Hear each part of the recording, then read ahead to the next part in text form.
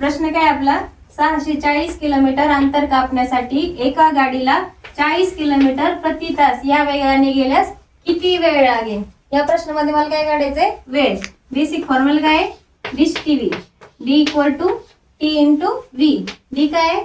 Distance. T काय आहे? Time into velocity. इथं काय काढायचंय मला? वेळ काढायचंय. वेळ म्हणजे टी काढायचंय. त्यासाठी काय करावं लागेल? व्हेलोसिटीला भागाकारामध्ये न्यावं लागेल, कारण ही व्हेलोसिटी आणि टाइम इथं काय गुणाकारामध्ये. म्हणजे काय येणार माझा formula? Distance upon velocity. Distance किती दिलाय? 640 किलोमीटर डिवायडेड बाय व्हेलोसिटी किती आहे? 40 किलोमीटर प्रति तास. 0 0 उडाला. इथं 4 ने 64 ला भाग द्यायचंय.